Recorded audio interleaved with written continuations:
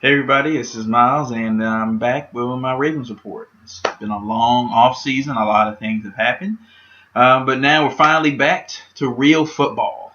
For all those Orioles fans, we can now watch the taste out of our mouths of watching the O's pretty much just disintegrate before our eyes over the last month and a half. But now we get to the Ravens. The last preseason game we just played. Of course, those who know the Ravens lost. They came close towards the end. They couldn't convert a 2-point conversion, but they came pretty close. But I'll get into the roster and all that other stuff. But first, let me get to other stuff that's happened around the league and everything else like that. As we all know, the Tom Brady decision came down, and the judge, I think it's Bremer, I can't remember his name, to be. Came the decision basically saying that the NFL had no evidence to suspend Tom Brady. They didn't say that Tom Brady was guilty. It just said that basically the most likely knew about the deflated balls was not enough to suspend him for 4 games. And a lot of analysts and football players have come out and said that they agreed the same thing. It's basically the NFL suspending him 4 games. Maybe a fine would have been acceptable, but 4 games was too much. As of course, Ravens fans, we felt slighted. Colts fans, of course, felt slighted. They got whooped on, but. In my opinion, now it's I came to the decision that it was stupid to begin with. It was dumb. The fact that it took this long for the decision to be made about deflated footballs was stupid by the NFL's part and the Patriots and Tom Brady. The fact that they dragged this through the mud for the last since what was it February since January February since this happened. The fact that it's taken this long and that had to come to a judge had to decide and they couldn't come to a settlement just goes to prove the NFL and how wrong they were. Just a simple fact that Goodell's power as judge, jury, and executioner may now be coming to an end. We've seen now he's apparently 0 for 5 now in these appeal cases that are being sent to the courts, and these courts are shooting them down. Like, you guys have no right to go ahead and suspend these players for this amount of games for whatever reason because you have no basis to do it. So now this is the 5th time the NFL has done it and the 5th time that they've lost. Now every player's like, well, wait a minute. If Tom Brady can get off, I'm going to take this to the court so I can get this appealed and maybe I can get my suspension or fine lifted. Now, granted, if you've gone to been arrested and, actually, had to go to court and the judge decided you did something wrong or had to do some kind of community service, the NFL is still able to suspend and fine those players. But in cases like stuff like happened with Brady, if they, like the Bountygate incident, I know a lot of Saints fans are probably happy for the simple fact that they stuck it to Roger Goodell, who stuck it to them, basically saying this hearsay stuff about, Bountygate and blaming it all on Jonathan Vilma and blaming it all on the defensive coordinator and suspending Sean Payton for the year and fining the Saints and taking some picks away. And they were never, they didn't feel like they got their revenge, and this was kind of a revenge, but not really for Saints fans. But it's definitely a win for the NFLPA and the players. The players have been trying to stick it to the NFL and Roger Goodell for the last few years now because of the suspensions and the fines for the substance abuse, for especially marijuana and other things like that. The fines that are coming down, the games, like they're not uniform, they don't follow a certain code.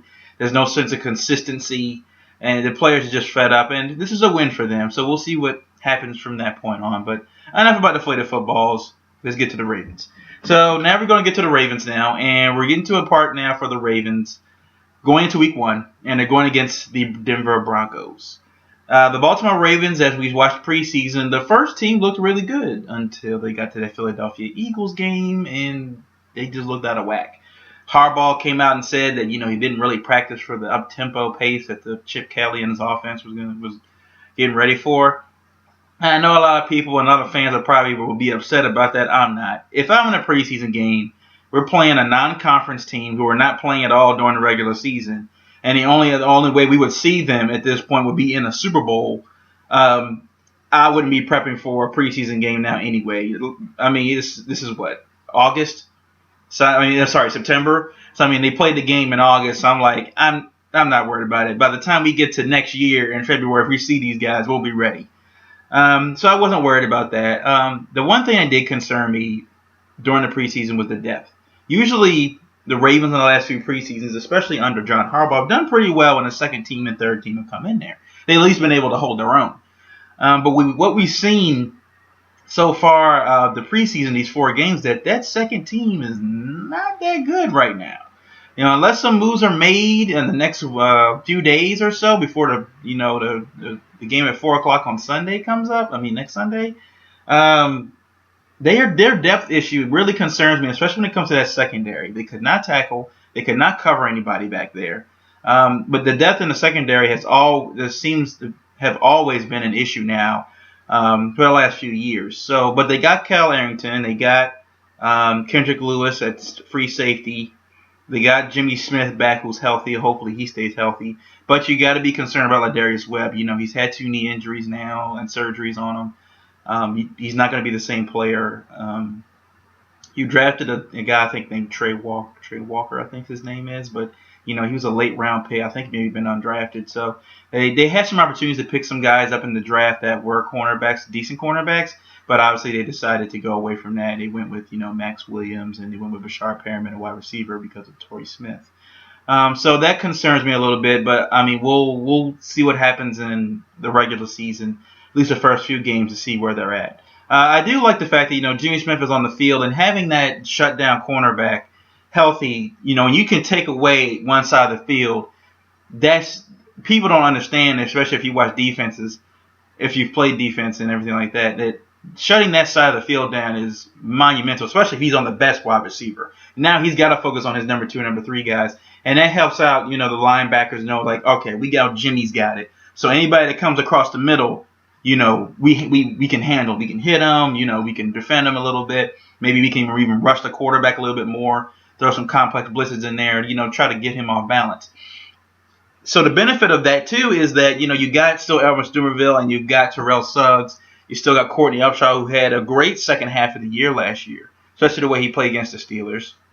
You got Zadarius Smith, who they drafted. Now you got Carl Davis, who looked like he is going to be a huge steal. You got Brandon Williams in the middle, who said can be the next Haloti Ngata. And then you still got Timmy Jernigan, who came on last year as well. And let's not forget those linebackers, but you got Darryl Smith and C.J. Mosley, who's basically playing already beyond his years. He's only this coming second year in the league. And the game has already pretty much slowed down for him. He's so knowledgeable about football. His football IQ is like through the roof. So you're coming into this next season when everybody assumes your rookie year. You're trying to, like a deer in the headlights, trying to get you to the speed. He's already there. So we can only expect great things from him this season. So the main thing for the Ravens this year, what they need to do, is stay healthy. That's the most important thing they can do, is stay healthy. If they stay healthy, they can get to the playoffs. Go to the offensive side. Obviously, you got some brand new faces. Owen Daniels is gone. Dennis Pitta is still dealing with his hip issue. I call it Bo Jackson injury. His status at this point, he's on the PUP list, so he'll be out till week 7, where he can play. I don't think he's going to play. I think last season when he went down was probably his last catch as a football player in the NFL. That Bo Jackson injury really is not easy to come from. You can still, go through day-to-day life like Bo Jackson has said about his injury. You go to day-to-day life, but as far as taking hits over the middle of the field, especially the position that he plays as tight end, going across the middle of the field and taking shots to the hip, and that last year when he just went down on his own with no contact, that was scary. So he has to really consider, his future and, his family. He's got a wife and kids, and he's got to consider that. And, I would love to see him back on the field if he's able to. There's been a lot of advances in medicine since Bo Jackson got injured back in, I think, the 80s. Guys are coming back strong from ACL injuries now than they used to, and Achilles injuries. But, there's certain injuries you just can't bounce back from. Hopefully, we may see him on the field. Hopefully, we'll see. But, like I said, they drafted Max Williams, and Crocker Gilmore is starting to turn into that number 1 option. Max Williams, obviously, they want him to become the next big thing. They got him, I think, in the 2nd round, and they want him to really become, like, you saw at the University of Minnesota, his tape, he's like 6'5", 6'6". He's like another Gronkowski. He's not as big as Gronkowski, like muscle-wise, But I think a couple of years in the NFL weight room will get them to that level. But they hoping this guy will turn into like a huge offensive weapon for them. And if Crockett Gilmore could turn into like a Dennis Pitta type, I mean, that's definitely perfect for the middle of the field. That's where Flacco likes to throw the ball. That definitely takes a lot of pressure off of Steve Smith, who is also coming to his final season. He was getting ready to retire. We want to send him out the right way as Ravens fans and the Ravens team. You know he's going to ball out. He's gonna basically beat Father Time again this year and maybe get 1,000 yards and over 10 touchdowns, this season. And hopefully we can send him home with a championship, a Super Bowl. Now, on the other side of the ball, they were hoping on Bashard Perryman to start at the other end as a number 2 wide receiver, but he's been out all of training camp with some weird knee injury. At first, it said it wasn't that serious, but now he hasn't suited up at all for any of training camp. I don't know how serious the knee injury is.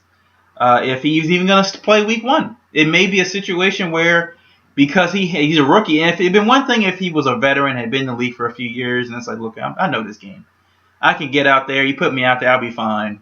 Whatever. This guy's a rookie, the speed of the NFL maybe not be used to, especially the cornerbacks and the safeties. He hasn't had a chance to go, practice against the guys like a Jimmy Smith and a Will Hill and Kendrick Lewis and a Darius Webb, so he's not used to NFL cornerbacks yet. So they're probably going to want to hold him out until he's healthy, and basically he can get in practice. So, that number 2 slot is definitely wide open. So I personally think it's going to probably be Kamar Aiken. Marlon Brown ended up being that slot, and he'll probably switch that between himself and Michael Campanaro if he can stay healthy. He's been having a soft tissue issue, since he got in the league. So we'll see what happens with him. But like I said, going into the season, the schedule looks a little daunting, especially the first few weeks where they're basically on the road. The Broncos game, as we saw 2 years ago, and they got spanked, was not a good way to open up the season. And again, of course, they got to play in Denver again. So I think the thing is for the Ravens, the key for that game definitely coming in. Justin Forsett, who they got on the cheap, was basically going to come in and pretty much do his thing. Mark Trestman, the new offensive coordinator, said he's not changing anything from what Gary Kubiak did when he was here. But another wrinkle that Mark Trestman is going to add is if people look at the history of Mark Trestman, when he's with the Bears, Matt Forte led the league in receiving catches, especially being catches as a running back. So you definitely can expect a lot more screen passes and dump offs going to Justin Forsett in open space, and guys like Kyle Juszczyk, which I'm excited to see. It seemed like Kyle Juszczyk was barely used last year. They threw it to him a couple times and made him run a couple times, but the fact that they have a pass catching fullback back there that he can block as well as go out in the flat and pretty much be like a small tight end, and he's big enough he can run people over. They need to utilize him a lot more, especially the fact that Torrey's not here and you only have one proven wide receiver. Those tight ends and the running backs and the fullbacks, especially Forsett, Taliaferro, Buck Allen, and then Kyle Juszczyk, are going to be monumental getting this offense going in those first few weeks until those young wide receivers get into a groove.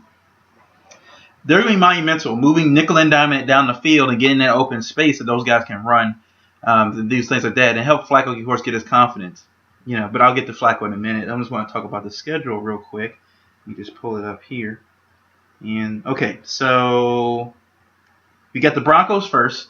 We'll see if we take that one out on shore. It's week 1. A lot of guys are fresh, and Peyton Manning had a rough outing last year towards the end of the season because he started floating some ducks up there, and his arm strength wasn't there. And a lot of people saying his arm strength is gone now at this point. So, but we'll see. They got a tough defense. They got Shane Ray, they got Von Miller, and DeMarcus Ware. So that pass rush is going to be coming for Joe Flacco week 1. So that on the line's going to get a tough test and we'll see where they are week 1, pass rush wise, pass blocking wise. We'll see where they are. They got to go to stay on the West Coast. Well, stay in that area. And you go against Oakland because it's week 2 and they got to play Oakland. Oakland could win their first game. Then it's a trap game. All of a sudden, they're excited. They're ready to go. They're, pumped up. So that could be a trap game for the Ravens. They may play better past their ability than what they really are. So that's a trap game for them. Then we got the Bengals back at home. Bengals, Bengals. I want to call it Bengals Steelers games right now, and basically say that they're at this point before, depending on what happens during the season. But I'm gonna call those right now split down the middle. I see a splitting between the Bengals and the Steelers. So that's week. That would be week 3 and week 4, Bengals and Steelers. Then you get the Browns after that, which is a home game. The Browns right now, Brian Hoyer is their not Brian Hoyer. I think McCown is their quarterback right now.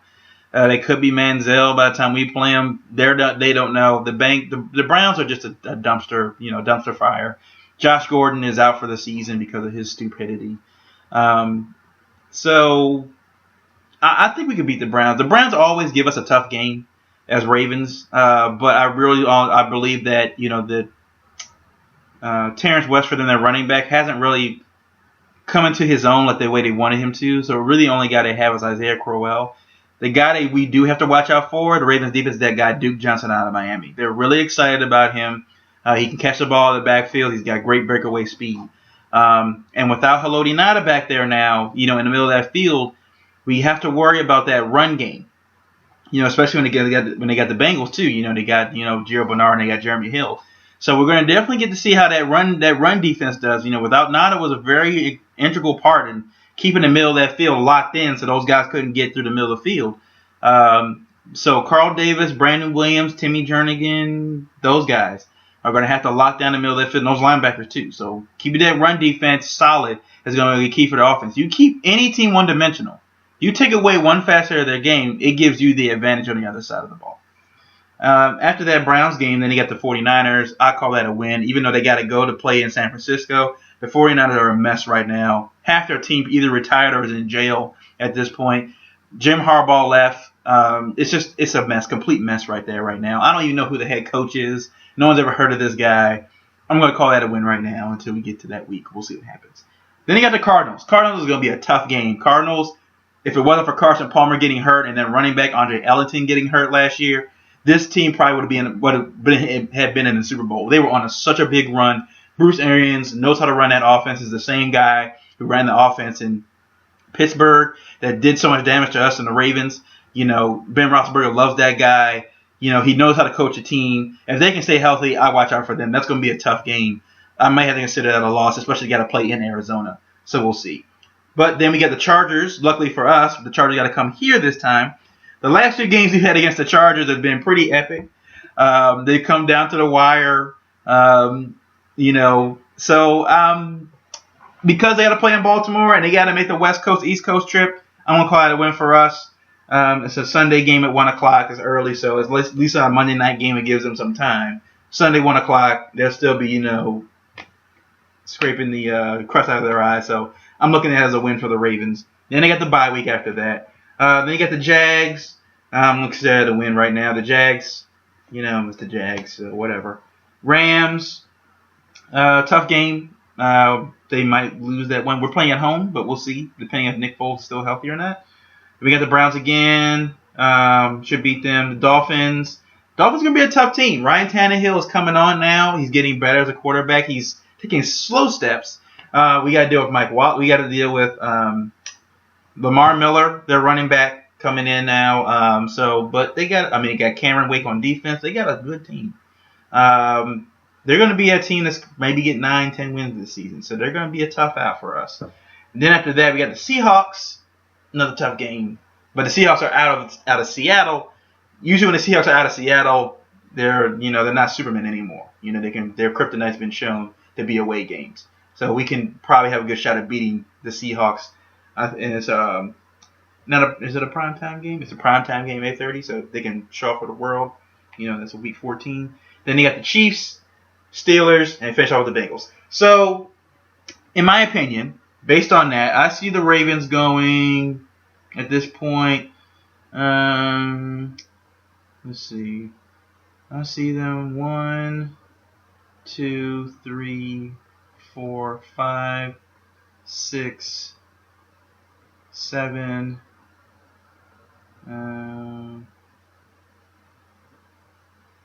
8, 9, 10, 11. I see them going 11-5. I'm gonna go with 11-5. They may be able to take one of those tougher games. Maybe they sweep the Bengals or sweep the Steelers, but I see them at 11-5. I think that would be enough to win the division, only because the Steelers' defense is struggling. They lost Tro Palomalu. Dick LeBeau's gone, so they got to find themselves a defense. They don't really. Their secondary is going to be awful this year, and I already said their defense is going to struggle. Brett Kiesel's not there anymore, so James Harrison can only do with so much. So their defense is going to struggle. Their offense is going to be real potent. Their offense is going to be stupid, and I mean they're going to be able to put up points, so they're going to probably be able to outscore people. But I think if it came down, Ravens, Steelers, they always play tight games. I think our defense wins out in that game with the Steelers. So I think we edge them out and we win the division there. Playoff predictions. I see the Ravens not getting it. I see the Ravens. I think it's going to be because Tom Brady's going to probably come back like a monster because of what happened with the case and everything. Patriots going to probably be a number 1 seed just because of the division they play in. They're probably going to be able to sweep most of those guys. They just get the luck of the draw with the AFC East. And then it's going to probably be up to us, the Ravens, and the Colts for that number 2 seed. I don't think we don't play the Colts in the regular season, so we just got to hope they falter a little bit. So we could take the number 1 seed, but at least see them get a number 3 seed, top 3 team definitely. But we'll see. I think honestly this is the year for Joe Flacco to really prove to everybody that we in Baltimore believe he's elite, and there's certain analysts in there believe he's already elite. There's some that are still just not sold because he hasn't thrown 4,000 yards and you want to throw for 35 or 40 touchdowns and doesn't have a passer rating of like 102 or whatever it is, blah, blah, blah. I think now with Steve Smith being the only proven wide receiver, you got rookie wide receiver, you got undrafted guys and Kempen, not undrafted, but rookies like late round draft picks like Kamar Aiken and Campanera and Marlon Brown as your wide receivers now, and then you got a second-year guy in Crockett Gilmore's your tight end. You got another rookie tight end in Max Williams. So he's got to prove now. He's the leader of the Ravens' offense now. You still got Suggs and Demerville on the defensive side, so you still got them there. But as far as offense, it is Flacco's team. We will truly see what Flacco is really made of this year with the receiving core that he has. Because the receiving core that he has is not sexy at all. Steve Smith gives him a lot of potential because it's Steve Smith and how he's been able to play the last couple years. He's in over his mid-30s. But he's going to have to do a lot to make this team go. And Justin Forsett in the backfield, he's going to have to do a lot to win these games for the Ravens and prove that he's on the same level with those guys without a shadow of a doubt. If he can get this team to the playoffs with 11-5 or a 12-4 record, which I'm going around 11-5 or 12-4, if he can get this team to the playoffs with this receiving core, there's no way that any analyst out there can say, oh, Joe Flacco's not elite. He did it. If Brady can do it, can basically take no-name guys like Edelman and Amendola before they even got to New England, take these guys with no superstar wide receivers and get to the playoffs consistently in Super Bowls. He's been to he's been to 6 Super Bowls, he's won 4 of them. So, I mean, if he can get this team, if Flacco can get this team to the playoffs and maybe to even deep in the playoffs, with this receiving core roster, assuming nothing changes and Oz doesn't make any changes, you have to consider him elite at that point. But that remains to be seen. I'll do a full game preview and stuff. I'll go through everything like rankings and all that stuff when we get to the close to that Sunday. What is it? Sunday the 13th. So I'll probably do a video maybe that Friday or Saturday afternoon, and we'll get going and get ready for the football season. But this has been me. This has been Miles, and I'll be doing videos, like I said, every week during the season, and hopefully through the playoffs. So I'll see you guys next week. All right, peace.